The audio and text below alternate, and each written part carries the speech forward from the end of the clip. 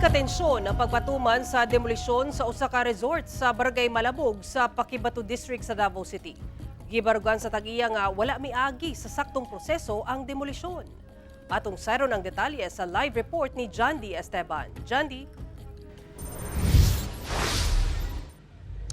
Sara, sumala sa tag-iya sa maong resort, desidido siya nga mupasaka og kaso.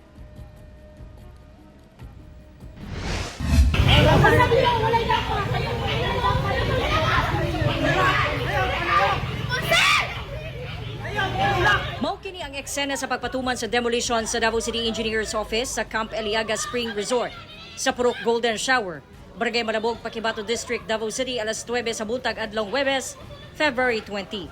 Ang tag-iya mibabag sa demolition team ug nagpasibaw sa iyang pagsupak kay suma niya wala kini miagi sa saktong proseso. Hoy, maguyag!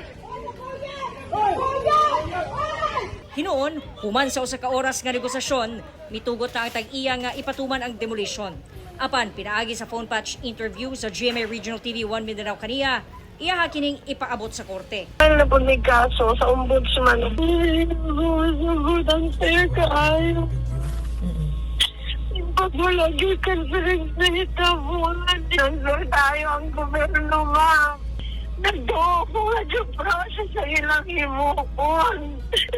Ang pobre din yung kamanong mo ko, pobre ka.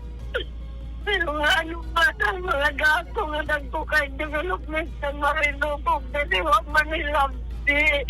Base sa notice of demolition nga gipakita sa Barangay Council sa Malabog sa GMA Regional TV, nakalatid nga gimando ang pagdemolish sa mga matud pa illegal structures sama sa mga cottage, cabins, swimming pool ug ubang resort facility. Ang order permado ni Davao City Administrator Attorney Francis Layog.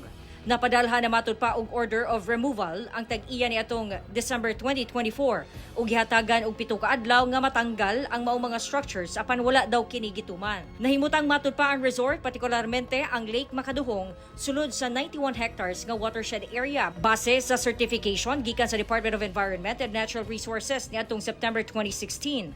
Buot pasabot nalakip daw kini sa jurisdiction sa barangay. Pinaagi sa Barangay Ordinance Number 06 Series of 2000. Dinhi gibawal ang pagtukod og illegal structures aron maprotektahan ng lugar. Pagka 2001, after adtong sa year 2000 na barangay ordinance, nag-issue pod ang city government ang sangguniang panglungsod resolution number 2523-01 granting legislative approval to the barangay ordinance number 6 series of 2000 of Barangay Council of Malabog, Pakibato District, Davao City, otherwise known as an ordinance prohibiting any person from entering and constructing illegal structure within the watershed reservation of Lake Makaduhong, Barangay Malabog, Pakibato District, this city. Sumala sa tag-iya. Ang investigation katong 2018 ang dapat tunguhan kay ang sentro and regional office ang naging tandak og investigation. From 2016 to 2018, bago na resolve. Na-ay certification, dili watershed ang area. 1962, ipalit mo sa akong parents na lugar. Iandi ang lugar, anong mawawa man ning ako may actual occupan. Dunay panawagan ang tag-iya sa lokal nga panggamhanan. Munta buminaw niya, investigahan niya ang taro. Kung pwede, mag-istorya ko sa iya. Ginakuhaan pa sa GMA Regional TV 1 Mindanao kabahin ang LGU kalabot ni ini nga issue.